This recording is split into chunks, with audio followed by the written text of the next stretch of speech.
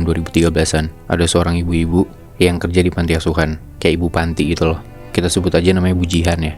Bu Jihan ini udah lama jadi ibu panti di salah satu panti asuhan di Jakarta Timur, yang gua nggak bisa sebut nama panti asuhannya apa. Di tahun 2013 itu, di suatu siang, ada yang datang ke panti asuhannya Bu Jihan ini. Dan ternyata yang datang itu namanya Bu Endang. Bu Endang ini ibu-ibu pengusaha yang cukup sukses lah. Nah, Bu Jihan ini udah kenal sama Bu Endang. Kenapa? Karena sebelumnya Bu Endang tuh udah pernah kesana buat adopsi anak cowok. Karena Bu Endang ini punya 3 orang anak, tapi cewek semua. Makanya Bu Endang ini bilang kalau dia pengen banget punya anak cowok.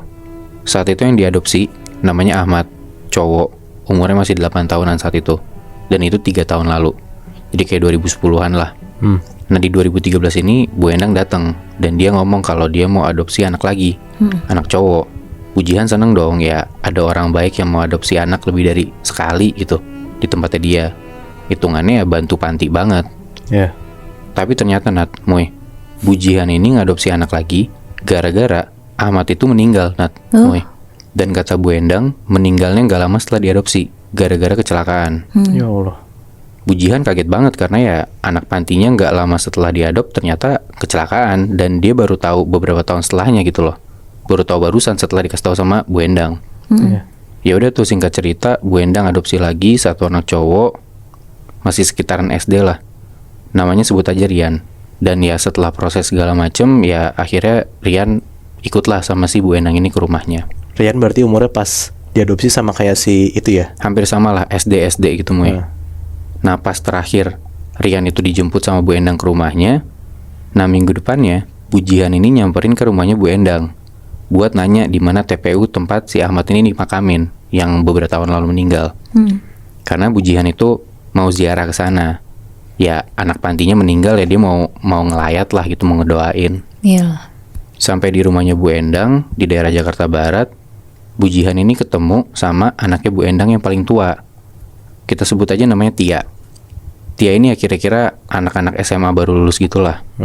Udah tuh mereka masuk ke dalam rumah, ngobrol-ngobrol, dan dikasih tahu lah ke Tia kalau misalkan si Jihan ini ibu panti dan dia datang dari panti asuhan di Jakarta Timur.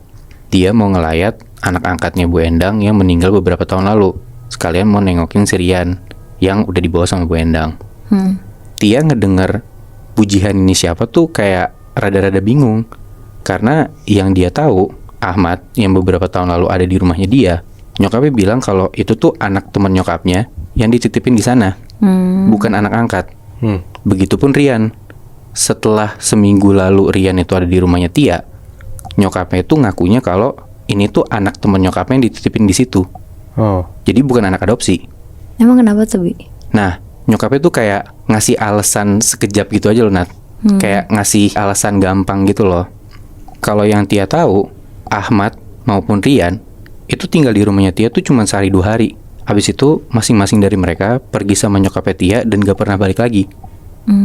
Jadi kayak kalau misalkan Bu Jihan bilang ini ada anak meninggal beberapa tahun lalu, ya Jihan taunya si anak itu pergi, bukan meninggal karena kecelakaan. Jadi ya kesimpulannya Tia pun baru tahu cerita tentang kecelakaan ini gitu loh. Dari Bu Jihan ini ya? Dari Bu Jihan ini. Ngedengar cerita itu Tia tuh kayak connecting the dots gitu loh, Moy. Nah, dia ngerasa kalau ada yang aneh nih sama nyokapnya.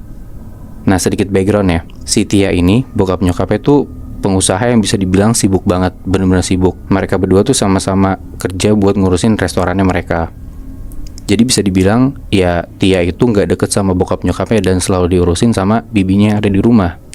Nah tapi entah kenapa Tia tuh ngerasa bibinya ini tahu sesuatu, karena segala urusan rumah dan sedikit urusan nyokapnya tuh ngomongnya ke bibi ini, bukan ke Tia. Akhirnya Tia langsung lah nanya ke bibinya, anak yang minggu lalu ada di rumahnya dia tuh siapa? Dan Tia tuh bukan nanya sebagai orang yang bingung. Dia coba untuk nanya seakan-akan bibinya ini tahu sesuatu, jadi kayak ngegertak gitu loh, Nat, Moy.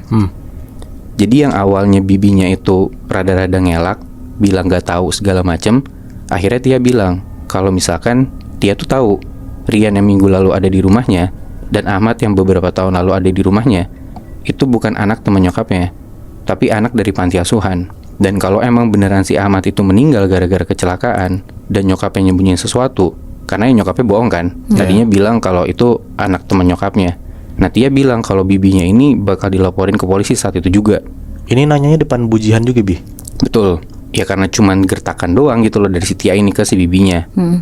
Nah mungkin karena ya namanya pembantu gitu ya, dia panik digertak kayak gitu. Berhasil tuh Nat, Moy, dikasih tahu lah sama bibinya ini. Jadi sebenarnya bapak sama ibu tuh selalu dapat giliran buat bawa anak cowok ke perhimpunannya mereka.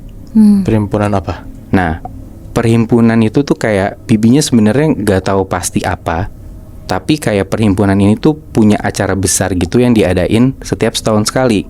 Di tahun ini gilirannya bapak sama ibu buat bawa anak cowok ke sana.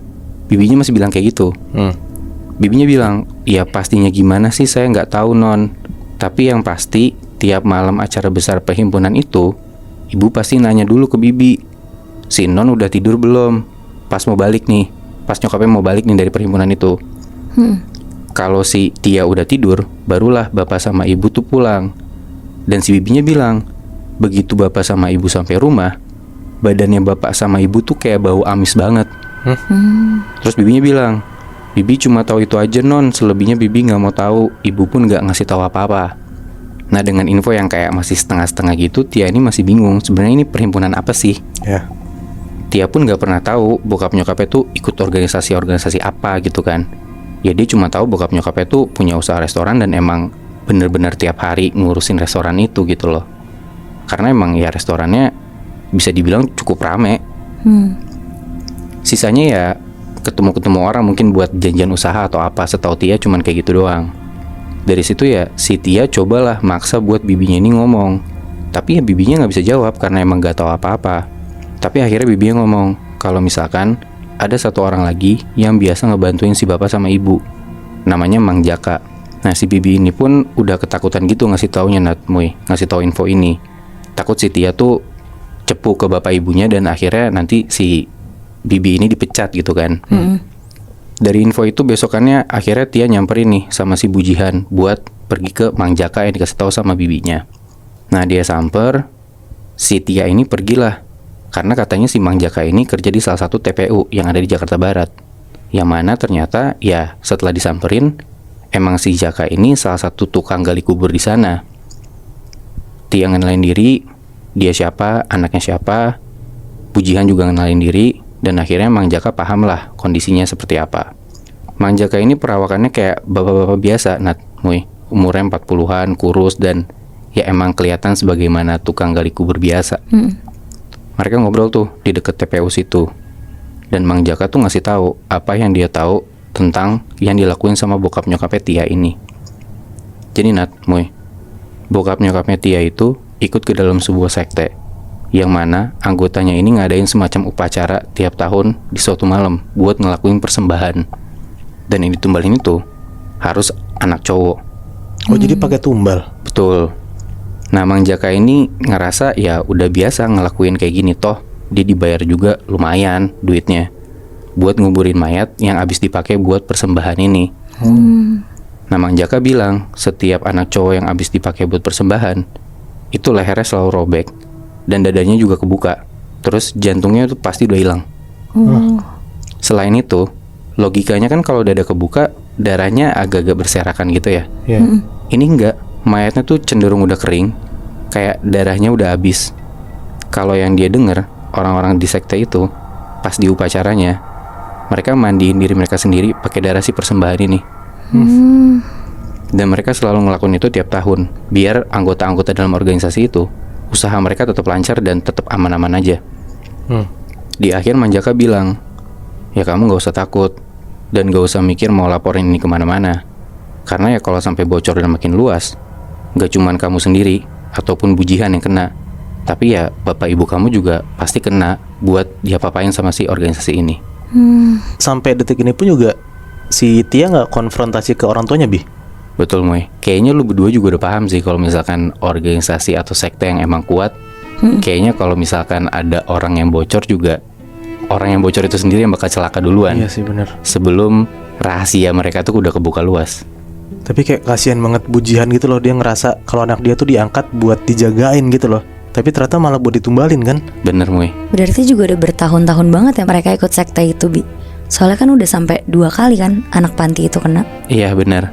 Dan ya mau gimana lagi, mungkin salah satu cara yang kepikiran sama si nyokapnya Tia buat dapetin persembahan anak cowok yang paling gampang adalah ngambil dari panti asuhan. Gue masih kepikiran kayak ada aja gitu loh Bi, orang yang ngambil tumbal dari panti asuhan. Itu parah banget sih Muy sebenarnya. Cir, tempat yang dibuat dengan kasih sayang dan di dalamnya pun juga orang-orang tuh punya tujuan mulia buat ngurusin panti asuhan itu. Tapi kenapa ya masih ada aja gitu loh orang egois yang manfaatin panti asuhan buat kepentingan dia sendiri.